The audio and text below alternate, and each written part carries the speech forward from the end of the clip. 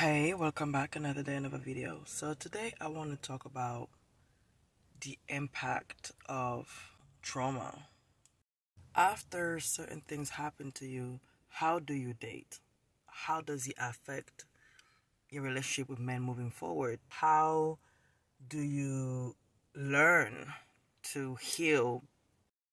For me, after each relationship and depending of the intensity, every situationship, I need to take time for myself. I never bounce from one to the other. I like therapy. I know that black people especially have a thing against therapy, but I like therapy. But I don't go to therapy for every single one of my situations. I go for big ones. My divorce in the past. You have different levels.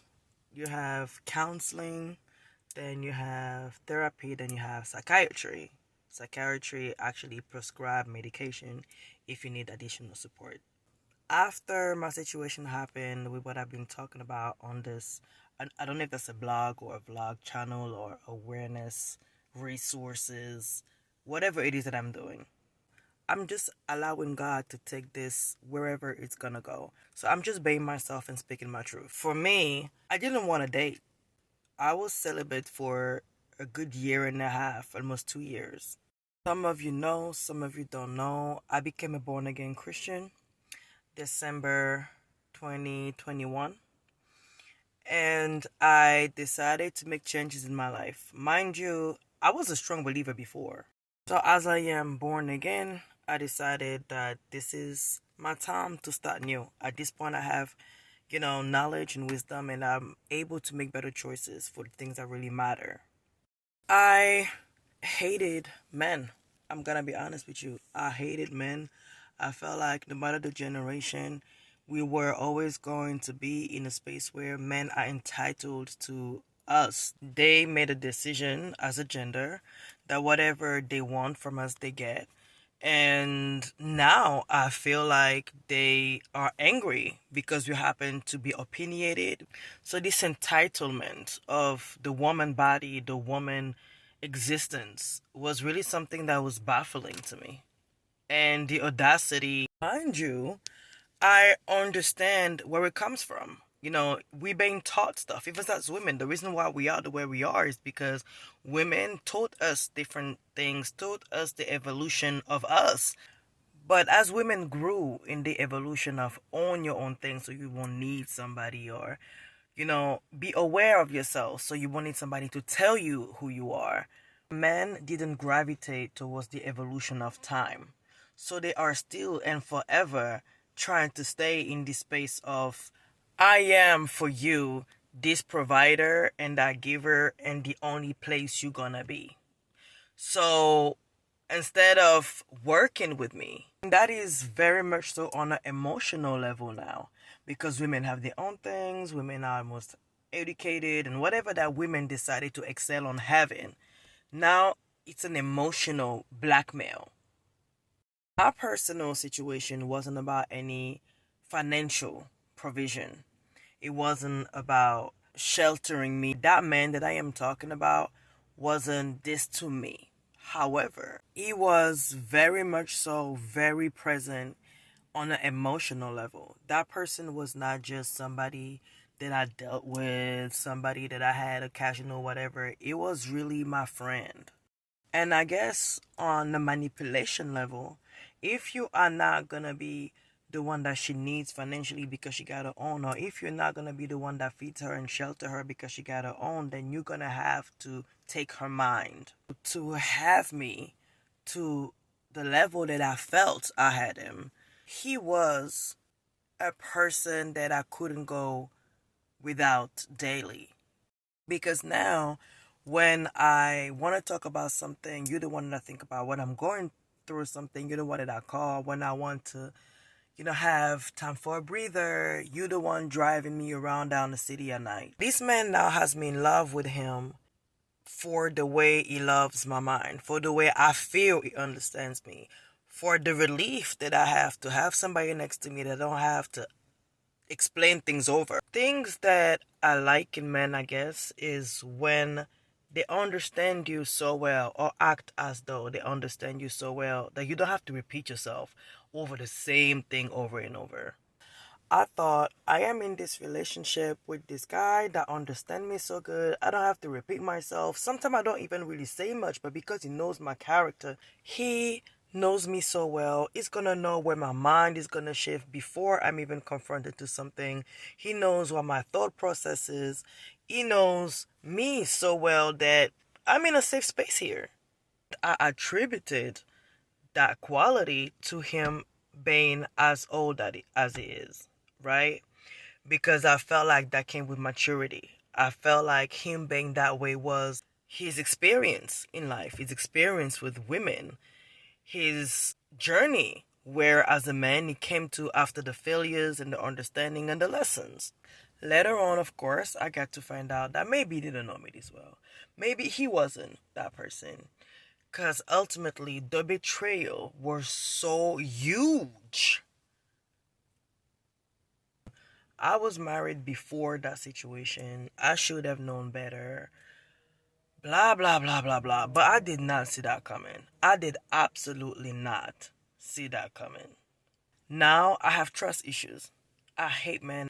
I feel like whatever that you say is a lie. Like, literally. I am interested to get to know you better. I don't want to. It's like a constant conflict of, I know it's 8 billion of us and I know somebody's good, but then everybody lie. I don't even want to go through the lies, so I don't even want to start no shit. I really was like this. So at first, how do you deal with that? For me, is I'm not dealing with it. Fuck y'all. I've been married and divorced already. I've done have my kids. I don't need what other women look for. It's really sad because you want love. No matter how many times you're gonna get married or divorced, part of you just want, it can be true. My parents still married. But then you start putting components together like it's a different generation. It's different in us women and what we do, what we get, how we talk, how we don't need nobody. We want people. Right? And technically, we need men in a logical, miracle of life or journey of life. You have a woman and the men, they get together, they have kids, and so forth and so forth. And that's how we populate the world and just so on since the beginning of time. But in the world that we live in, we worried about making sure our mortgages or rent is paid. Now we have a credit system. Everybody wants to have at least a good 6 something, 7 something. Please be at 7 something. We're trying to buy these homes. We're trying to be comfortable. We're trying to make sure savings is okay. Our kids, we need to feed them. Whether you are in a relationship or not, we're worried about feeding these kids. In a society where the number one worry is to make sure that we're sheltered and that we're safe and that we are fed, that we are still happy and that we can still at least travel to another state on vacation. Insanity. We don't need men to come in our lives and be playing and be cheating and be lying and betraying and be leaving their kids and coming with problems and giving you trauma. Is it really worth it? You have beautiful men out here, of course. But unfortunately, the majority of them aren't this good. And then you have married men that come ask for your number. So the mindset become, so all these women that are married have their husband asking for you. So I'm gonna get my man asking for numbers? You look around and you're like, your friends are unhappy, your friends are breaking up, your friends are trying just like you tried. Then you look left and somebody on Instagram crying about a man. Then you look right. So no. Nobody is making me envious of their relationship. And when I say envious, it's not envy I want her man. It's just like, me give you hope. Nobody is giving me hope of shit. People in marriages are outside. People in situationships are the fuck outside. Single people are tired, so they want to be outside forever. The difference with me is that I have my kids already. All the kids that I wanted to have. I've been chosen. I've been engaged a lot of times and married a few times. Is when you've never experienced that before, because I was once, I was like that once upon a time. You want a man to choose you out of 8 billion people. You want to feel someone saw you through. Like it's 8 billion of us out here, and this one gorgeous guy just chose you. There is something that only women feel, I think, like that. It may sound stupid or childish or petty or whatever to whoever that can't relate to it, but this sense of, man, it was me. Like, it's her and she's gorgeous and she's this, but it was me. I've been there. Like, I've been engaged just a few times. I've been married, maybe a little too much. But it's like, I know what it feels like. And then I have all my children. I can understand that a woman that never had children wants them. And she wants this guy to prove to her things, to show her things, to, choose her. I can understand that. My only opinion on that, how much do you take for that? How far are you willing to go for that? Is the sacrifice, your mental health, worth it? So again, for me, that situation happened 2 years ago now. So I'm only speaking about it now because someone don't want to let me go.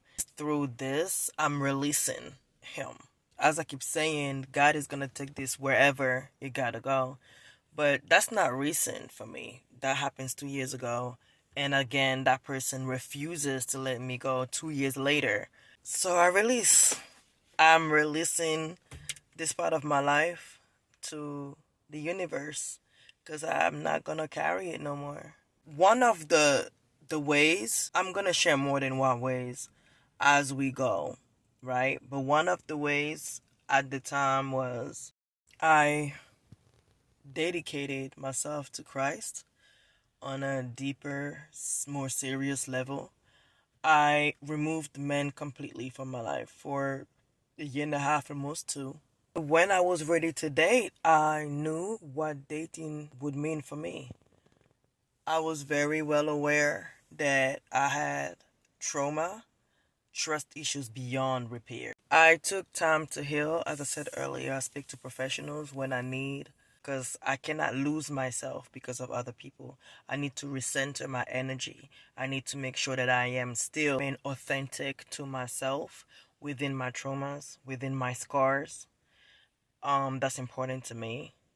And then when I meet new people, I take those new people for who they are, not past experiences. That's very important to me. I've always been that way, but as I grow older, as I get, more in tune with the maturity of me and the beauty of my essence, certain things are just important factors in my life. So moving forward, I am still trying to figure out where I am. I'm still trying to find out where I sit in my journey when it comes to dating. I have met amazing men, I have met beautiful men, but I am very intentional and specific in what I want moving forward. Being intentional and specific is very, very, very important. I know. I know what I want him to smell like. I know what I want him to look like. I know how I want him to talk. Like, it's like, I know, I know. But I'm taking time. As I said earlier, culturally in this society, we have bigger fish to fry. Between our children, our needs, our security and safety. If we're gonna give our time to somebody, we're not trying to waste no time. We're not trying to play with nobody. This is not a playing game, a playing time, playing field. Like, times are hard enough. Even if you don't struggle in the stereotypical way, our mental health really matters. I worked very hard to be the woman that I am right now within my sanity. So I will get to know who is worth it, and I'm taking my time, but intentional and specific. Until then, we focused on the things that really matter. Men are not top three. So be safe.